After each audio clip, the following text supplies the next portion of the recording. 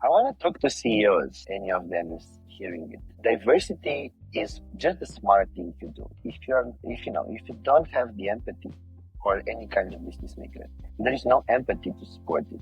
Do it because it's a smart thing to do. This is the way how you are gonna remove any kind of irrelevant obstacles that is in the pursuit of your organizational performance. And those obstacles happen as a result of bad relationships. And me discounting an expert for any other reason than their expertise. I just wanted to say that it's also linked with the authenticity of the business, because it's not like the other, right? We are expecting to take one template, they just put it to another company, but exactly from here are the differences from the people we have. However, I think there is something that we should be aware, which is called the Dunning-Kruger effect.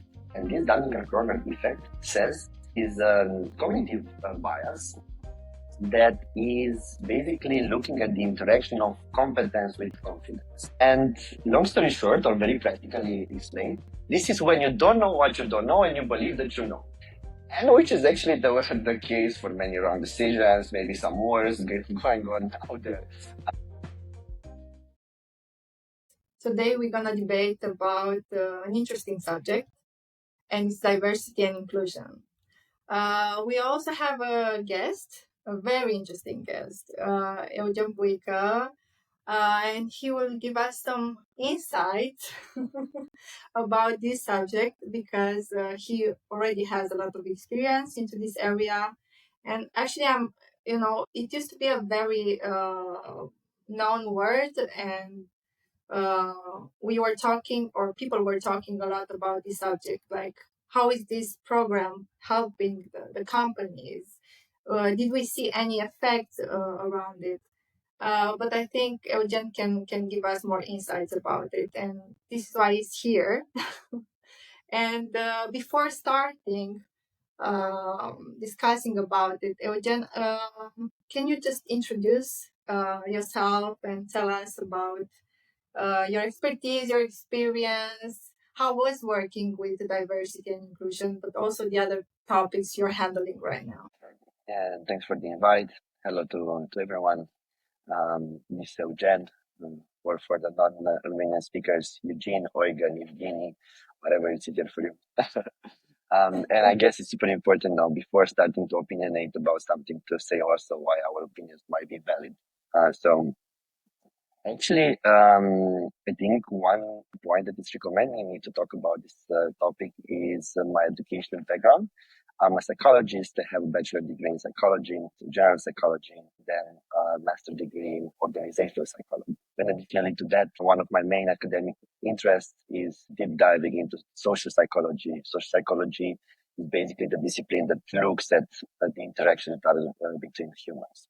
So, and how the individual acts within the group. So I think it's super relevant when we look at diversity and inclusion. It's super relevant to understand a bit this kind of field, like sociology, social psychology, social working, because these kind of fields or educations are actually explaining the mechanics behind this practice.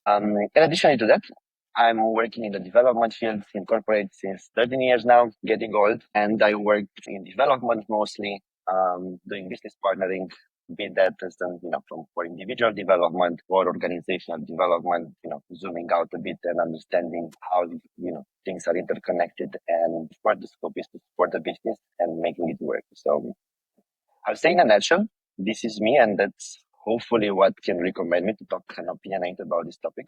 And now I will pause here, and maybe you want me to deep dive into something else. Actually, for me, all like these topics around, and of course we're speaking about HR, but mostly this topic for me, it was all the time very challenging. And I think everyone, is talking about talent management, about L&D, about diversity and inclusion, and we see it as something very, I don't know, like a literature in the books, that it's speaking about people and about our needs and how we can grow.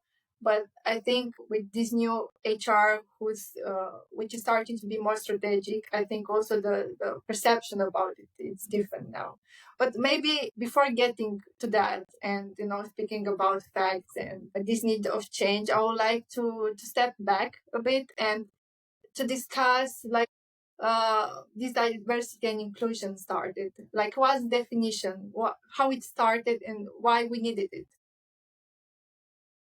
Actually, yesterday I looked at ChatGPT, our best friend in the last years. I asked a bit, what is the history behind this practice. Just to be honest, I didn't know. And apparently, in the 50s, so in the 50s actually, IBM started to work around this kind of practices. And then McKinsey also did some research. So basically, these companies are pioneers in setting the bar for this practice.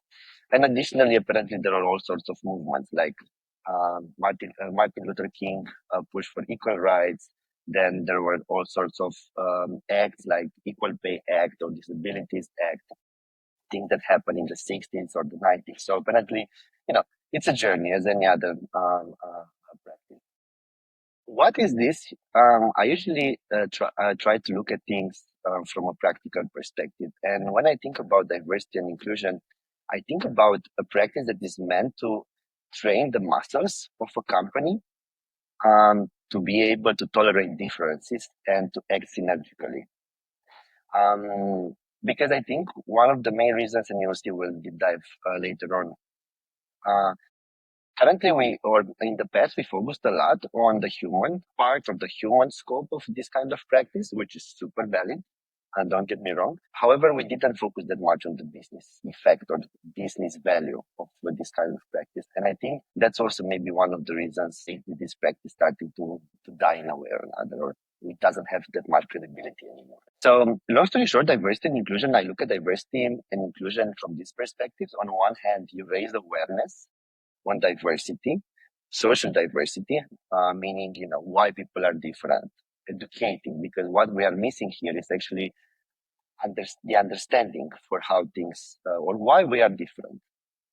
And on the other hand is the inclusion that is meant to teach us how to tolerate and to work with each other, with those who are different than us. Because it's quite difficult, right? If you just think about your friends and even us, the reason why we are here today, we are here because we are alike in a way or another.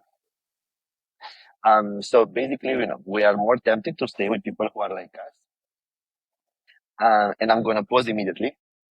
But the problem is that we are only going to create products for people like us. So not having people who are different than us, it won't help us to conquer a market, which is usually the scope of a business, right? Because we will be able to provide only products for a certain typology. So one of the main benefits of having diversity and inclusion in the business is actually being able to build products that are relevant for the entire market. And I'm going to pause here because I can talk a lot about this.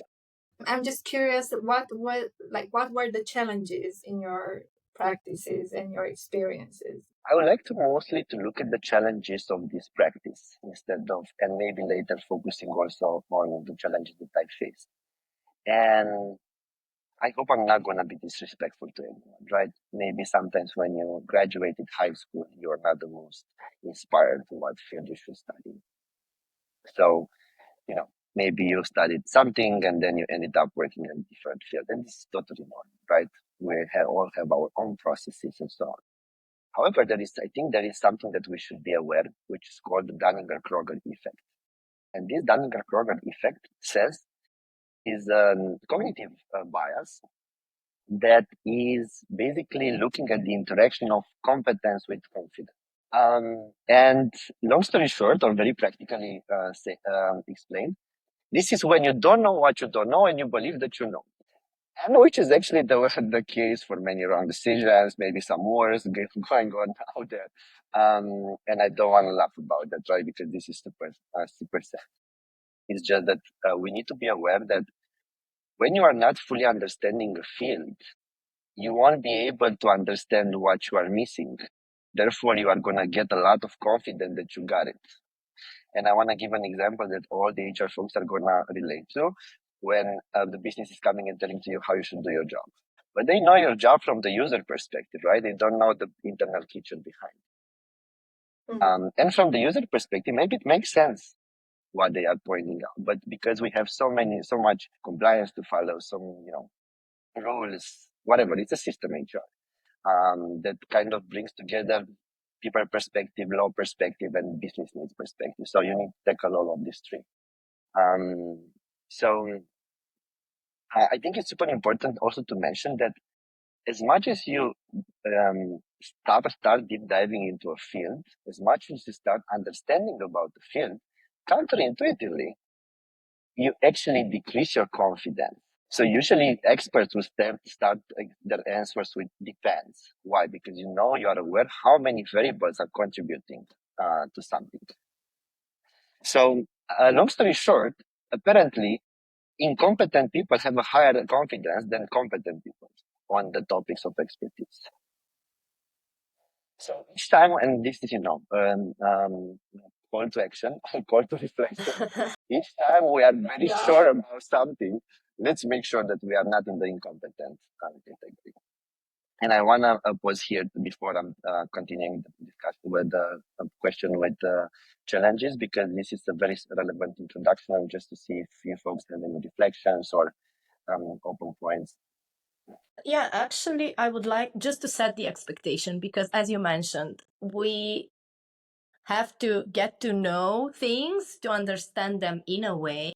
So that's why I would like for you to present to us diversity, what this diversity refers to, because usually in organizations, when we start this diversity or deep dive in diversity project, we think only about gender diversity. And this is a pity. I mean, diversity is an open field and it is actually pretty high with religion, with everything. So I would like for you to present to us how big this diversity topic is and in which aspect it refers to. And thanks for bringing this to the table. And I want to start firstly, I want to say that I'm gay, non-binary, and neurodivergent. So even if I might look, conforming, I don't feel that. We should make sure that we are including everyone. And I want to share a bit, just for the sake of making it easier for our potential listeners. They understand what I'm going to say here. And just tell me if you can see it. Yeah, it's perfect. We can see it. And I don't want to limit my answer only to these categories. However, I think what is important is to understand that diversity and inclusion should be a practice that covers the entire social blend, and that we look at everyone in the society. However, it's super important to remind ourselves that this is a business. And whatever we do and doesn't have a direct impact in the business is actually counterproductive for the business. So I think it's super important to keep in mind as business makers that whatever you do and it doesn't have a positive impact in the business is counterproductive to the business. Why? Because you are investing, so it's a cost, but doesn't have a profitability, doesn't have a revenue. So it's very much relevant to make sure that everything what we do has a business impact. And diversity it has. We will talk about it. So that's why, of course, we need to acknowledge that there are many categories that we should consider. However, we need to understand what is impacting our business. And for example, the company that I'm working for right now, which is a merging and acquisition project, is one of the main needs is to understand cultural diversity. Why? Because we took some local companies and put them in an European group.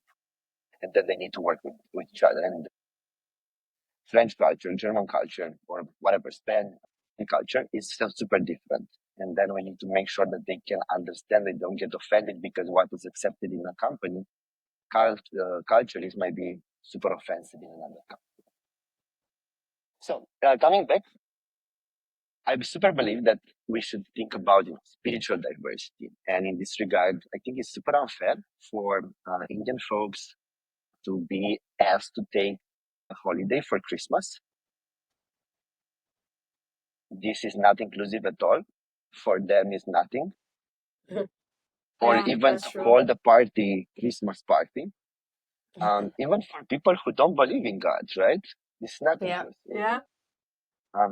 So I would rather call it winter party or end of the year party or whatever. Just think of what is the instead of saying happy Merry Christmas, just say Happy Holidays.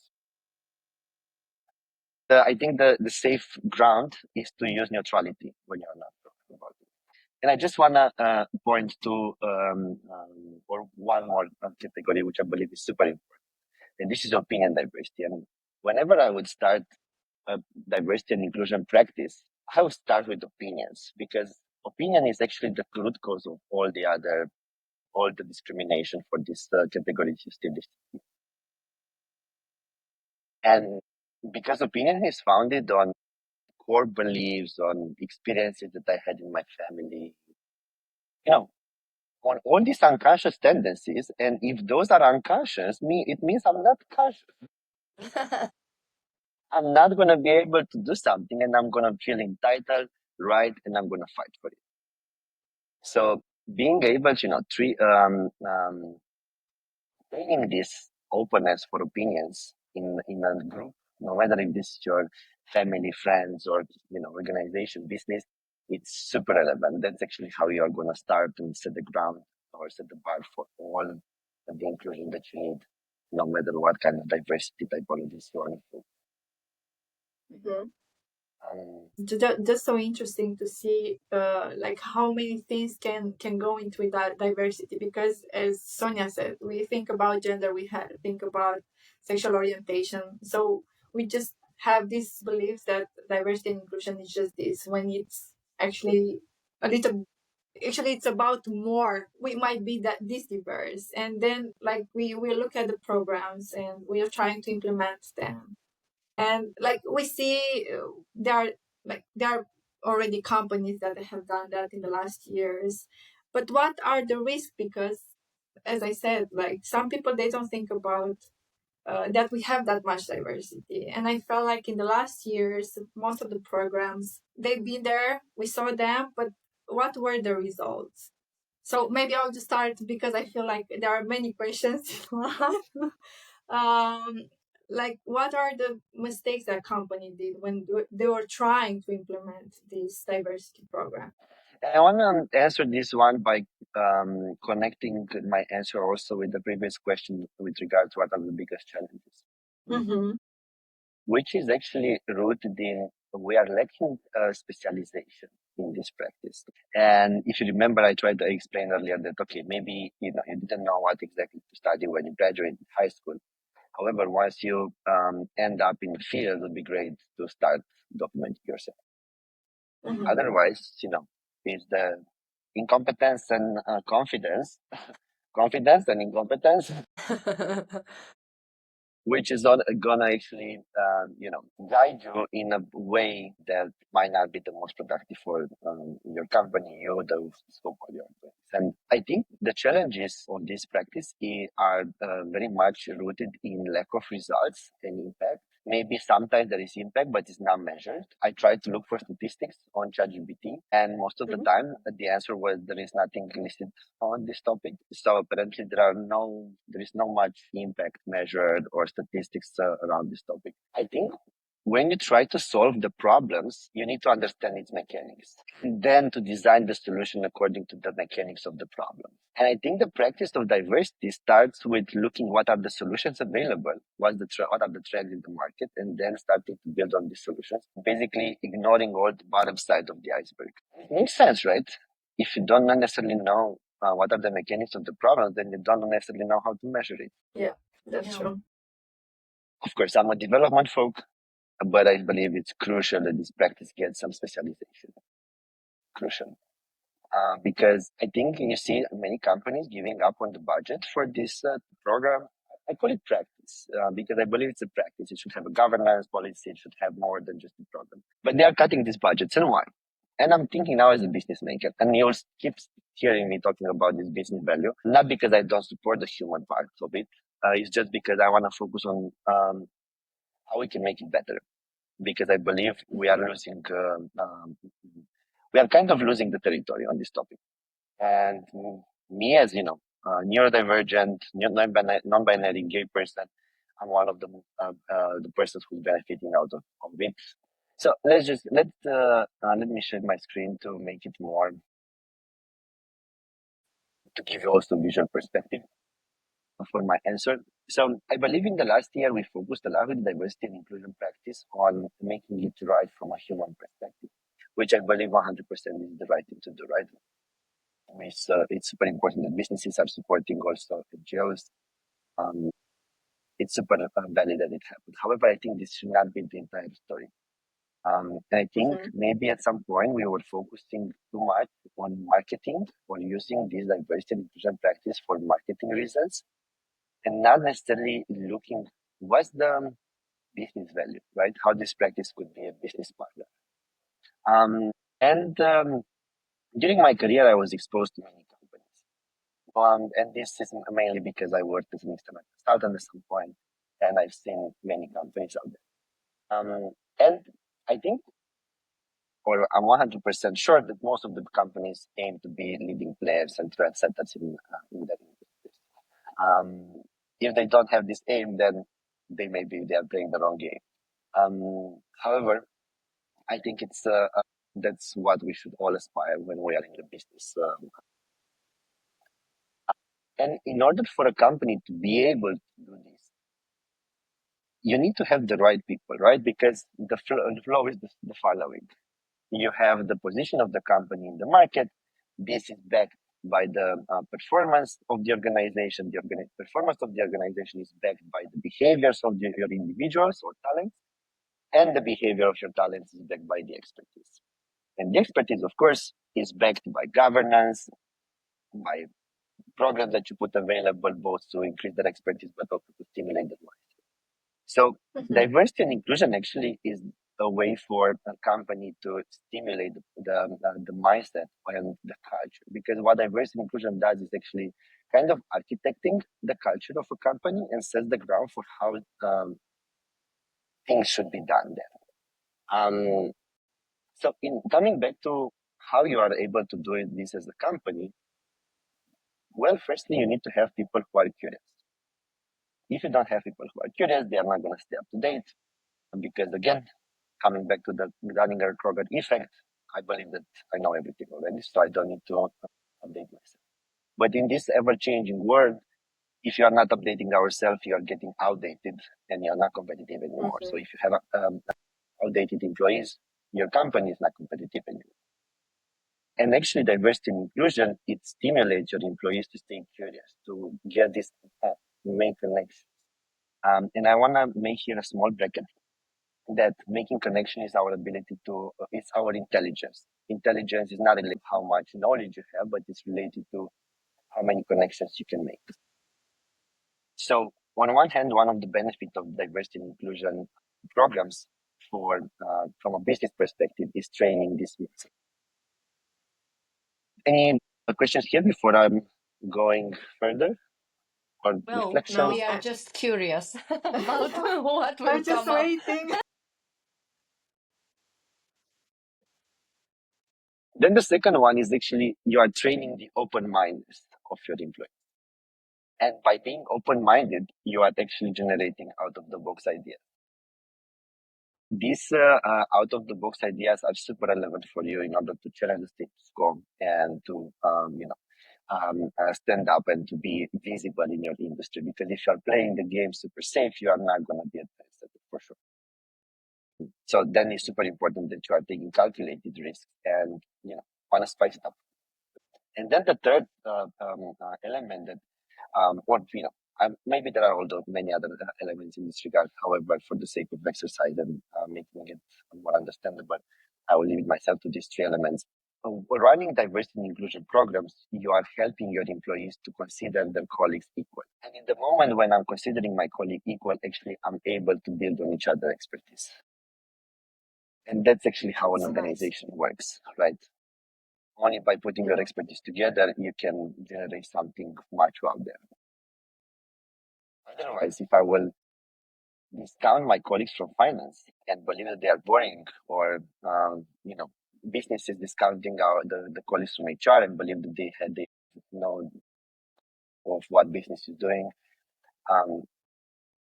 we are just setting ourselves in this kind of arrogant games, our place, and we won't be able to deliver this.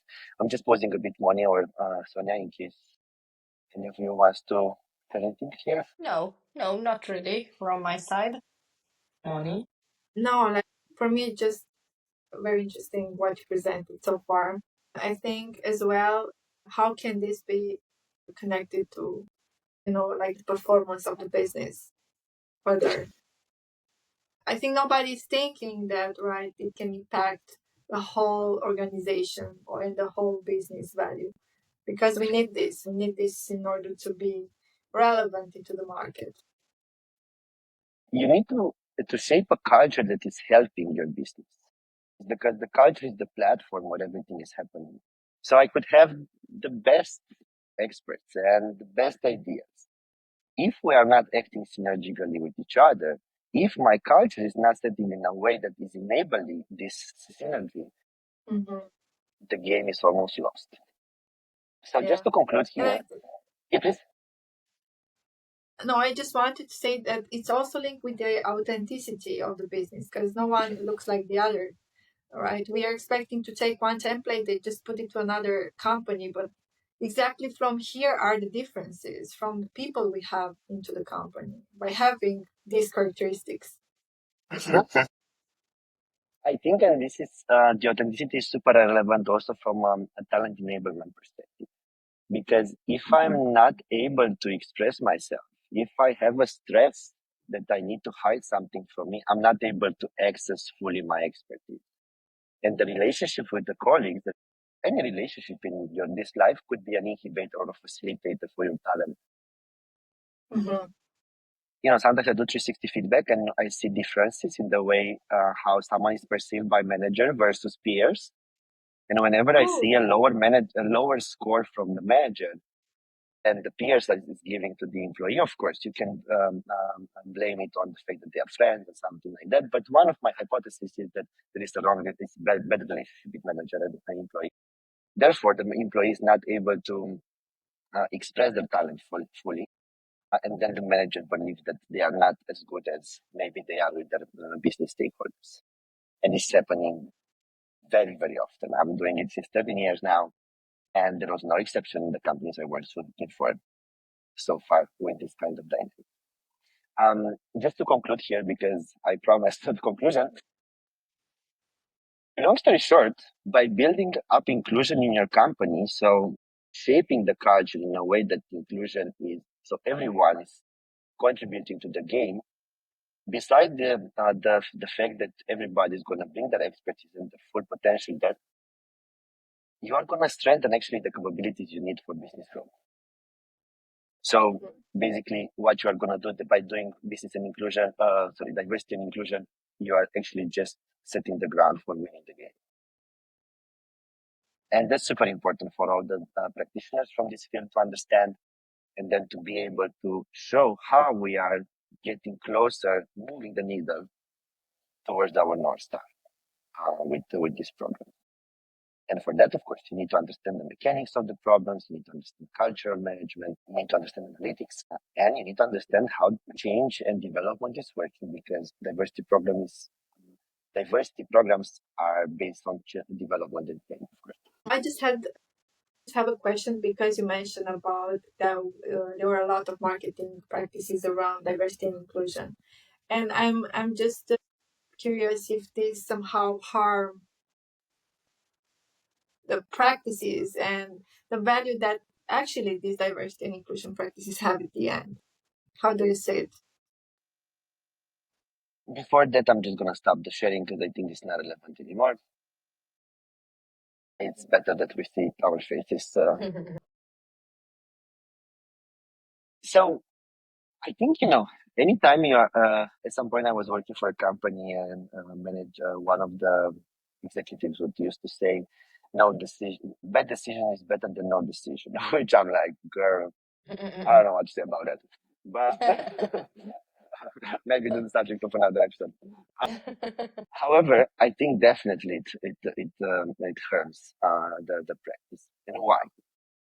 And I would look at two perspectives at least. One is the fact that those who are paying, they are paying for something that they are not getting a return on investment on. And as I said earlier, as a business maker, it's counterproductive to invest in something that doesn't help you. So basically, on the long term, not doing it right is gonna cut the budget for future iterations, and that's as simple as that. And it makes the total super logic. It's the smart thing to do. You should cut the budget in something that doesn't work. Mm-hmm. Secondly, the people who should get it, who should benefit from it, are losing the trust in the practice. And I'm doing development, as I said, since more than 10 years now. One of my main challenges, development person, is to help the people that I'm working for to trust again development because of their bad experiences with development. And because of investing in designing development plans who were never put into practice, or we talk about training that were never given to them, or we talk about coaching and shadowing that never happened. And again, it's the smart thing to do, to stop trusting in something that doesn't happen. Otherwise, it's kind of a Stockholm syndrome, right? When you are keep giving to the abuser, and this is an abusive relationship, right? I'm promising something that doesn't happen. This is an abuse. Yeah. So I would just limit myself to these two, but of course there are many others why doing it wrong is not, it's a hurting thing. And maybe like if you could go back or just maybe look at the future, like how would you do things differently? Like now having maybe by learning from mistakes, right? We have seen, but like what would be your approach now? I want to firstly say that also I believe I still need to learn a lot about this. Mm-hmm. So I don't own yet the general truth. That was a joke, of course. So there are many things to learn about social sciences in general, I would say. And social sciences are impacted by the social political context you are in that is changing all the time. Yeah, that's And true. gonna be a continuous journey. What I would do if I would now be given the diversity and inclusion practice in the company, what I would do is understanding from a cultural perspective, in kind of a diversity audit and understanding what are how diversity or lack of diversity is affecting the business and putting it into numbers and understanding what are the mechanics of it, of these problems. Because only by understanding the mechanics of the problems, you are able to design solutions that are going to solve this problem. It's like a treatment that is given to a disease. If you don't understand how cancer, for example, is working, you cannot treat it. And it's simple as that, right? You cannot start with the solution. You need to understand what try to solve. In order to understand what you try to solve, you need to have the end in mind. So that's why it's very important to understand this. And eventually, of course, designing the best solutions in diversity and in development and change, and not only training. So just a call to reflection for our industry. Stop believing that training is going to solve it. Because at the end of a training, you only have information, not skill. So, it's a journey. So we need to educate the public opinion. I would do it, for example, you can put stickers. And in my work, we have stickers in the office that is written on, this is an LGBT plus safe zone. Mm-hmm. So it sets the bar So from the nice. very beginning. And I don't need to deliver training to say this. Or you can use the team background, right? And each month changing the team's background, the background that you have in virtual calls with different messages that, instead of having small talk about weather, let's talk about culture and diversity. And make the small talk something that's contributing to the way how you are architecting your culture. So we just need to, one of my principles in my development practice is optionality. Optionality means I'm giving many options for the same subject. So I'm making the subject landing properly, not focusing only on training, but focusing on communication, micro nuggets, sorts of whatever, learning formats or team management actions in this regard. And of course, eventually you also need to learn how to measure it. And I would measure it in terms of three perspectives. Input, what I'm bringing in the company, because if there is no input, you cannot expect output and outcome. What is the output? How things are evolving, and what is the outcome? What is the impact? How I made the company better? How the company is doing better as a result of me existing and breathing in that business. Yeah. I would like to ask maybe, so if you can give an advice to HR specialists on what they can do, but baby steps in encouraging diversity and inclusion, because let's get real. As you mentioned, not all the companies invest in this bigger project for diversity and inclusion, but we can be the change, we can do small steps. What would be these advices? What can we do to make these smaller changes that will encourage the sense of belonging in everyone? I would tell them just follow the steps I just said. Besides that, no, this is a joke. Firstly, educate yourself. You are not going to be a truly business partner, no matter if you play it from product, tech, finance, HR perspective, if you're not an expert of your field. So you need, first of all, to educate ourselves. Otherwise, we are living in arrogance cloud, which is not serving us, because eventually it's not going to be good for my career, and it's not serving the group that I'm hired for. So, educate. Secondly, once you educated yourself and you have an expert opinion, understand the business needs and be a business partner. Again, and I want to mention, it's super important that we are playing it for the humans. It's also, I said it like I'm an alien now. However, you can kind of believe it. I think so, yes. Just making it, build a business case for whatever you do, and not only to get the approval, but also to be able to move the needle, as I said earlier. So, and in this regard, you just need to understand your business super well, very, very well. One size fits all approaches do not work, especially nowadays, right? When everything is so globalized and so mixed and so matrix and so hybrid, you just need to prepare a framework for the similarities and then to tackle the differences. And in this regard, it's basically having a good understanding of your business and then measure it and remind yourself that the difference between your intuition and data, like believing data-driven insights versus my intuition, the difference are the statistically validated conclusions. So, looking at the data and saying, no, that's not right, is like, girl, I believe your parents did a good job, right? With your confidence. You are there. Yeah. My guts now. Yeah. And, oh, yes. My experience tells me. Okay, good. So I would say this, education, business value, business partnering, business perspective, and then measuring. If you don't measure it, you don't know if you have been successful or not. And sometimes it's better to know that you're not successful than Of course. to don't know. Of course, because otherwise you will never be able to progress. If you are living in a delusion, believing that you are good at something and actually you are not moving anything around you, eventually you are gonna fail. And it's just better for you to know where you are right now. It's like, getting a diagnosis. It's just important to get a diagnosis to know what you need to work on. Yeah, it's so nice you brought this, and also that the fact that you showed us how we can, connect these diversity and inclusion practices with the business, because this is what we are also trying to do with this podcast, right?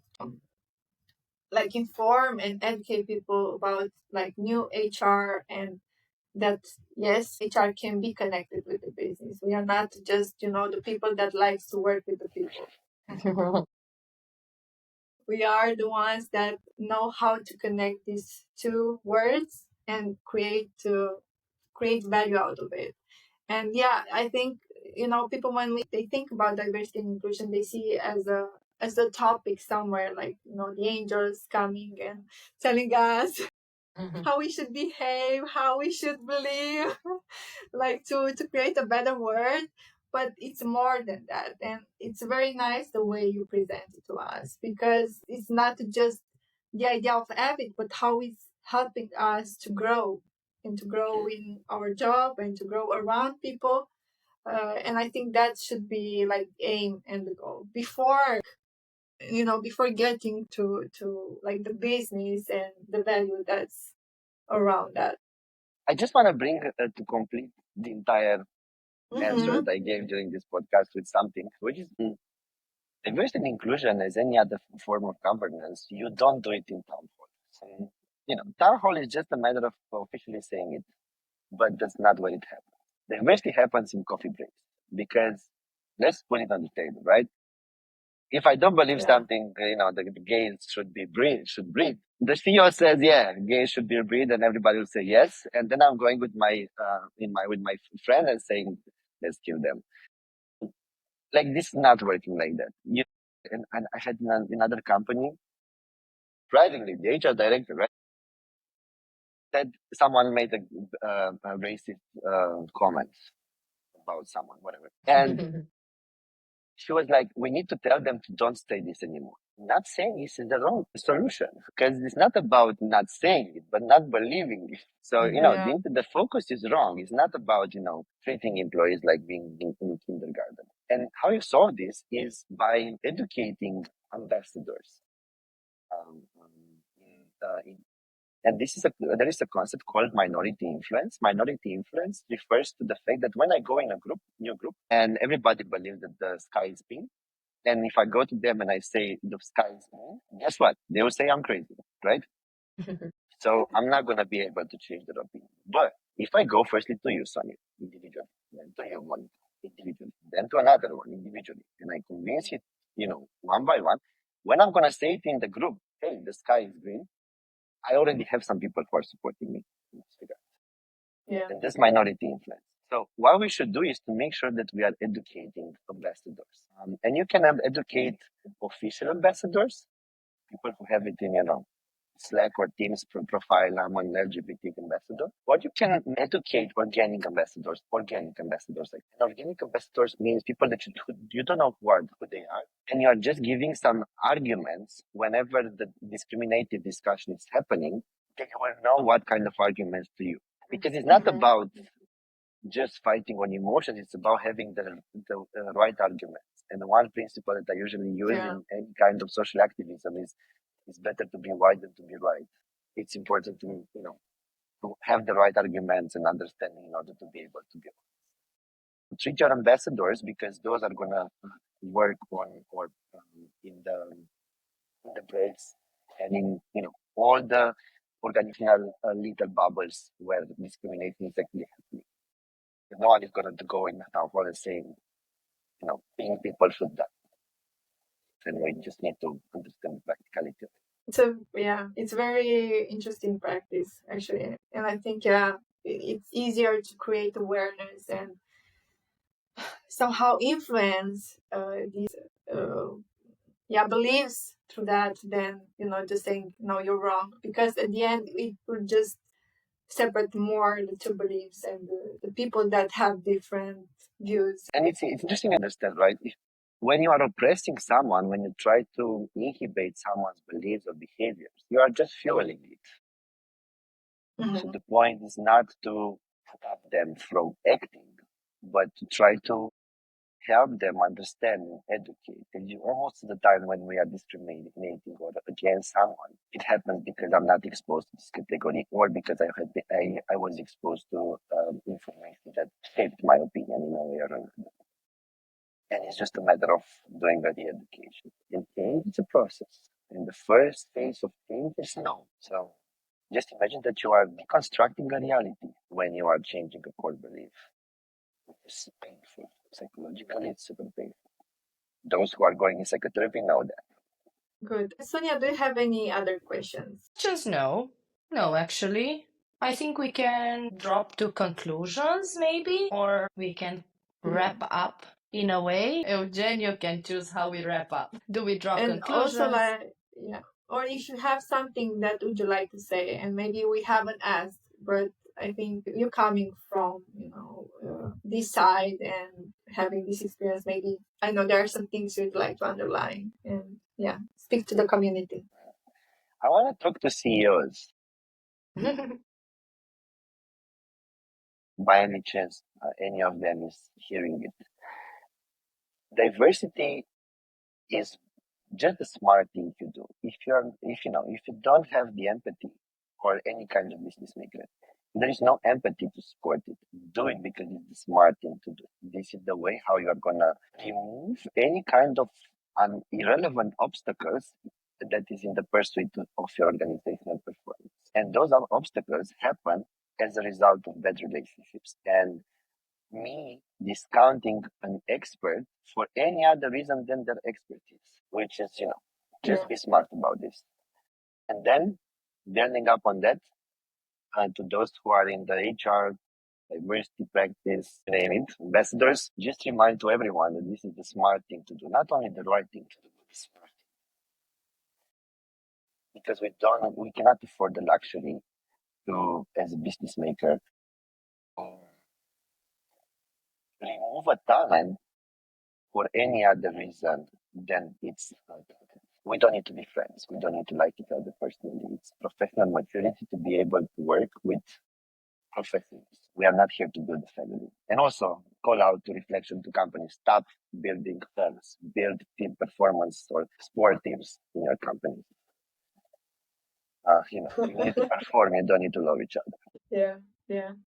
Wrapping up. No, this will be a shortcut that will get to the CEOs for sure and to the HR leaders because we need this. We need this mindset and this understanding of how things should be in the future, right? We saw like how things used to be in the past, and we had this idea of just we are humans and working in silos, not having a micro image, not understanding the business, and it led sometimes to lays off or like failing of the business. And people should understand that maybe it's a effect of this kind of practices. And also I was sorry. Stop this. No, I would encourage HR professional or experts to raise awareness on the business side in regards of that, because in a way business stays there in their castle and they don't usually know what to expect, how to build a culture, anything. And it's the expert job to open their eyes with data, with an expert, with their expertise and a business approach, to make this diversity and inclusion projects and things relevant to the business. So that I will encourage for them.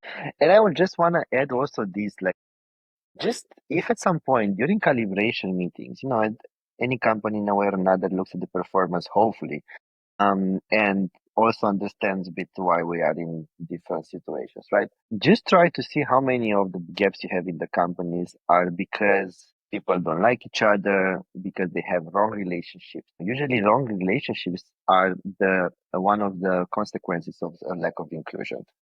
Because when I cannot work with someone, it's because I don't accept the profile in one way or another. And it would be great to stop looking at symptoms, like the person didn't smile to me, and start looking at causes. Maybe the person is anxious. Maybe they are socially awkward because they are neurodivergent. Maybe whatever. They have a psychological profile in a way or another, or maybe in their culture people don't smile.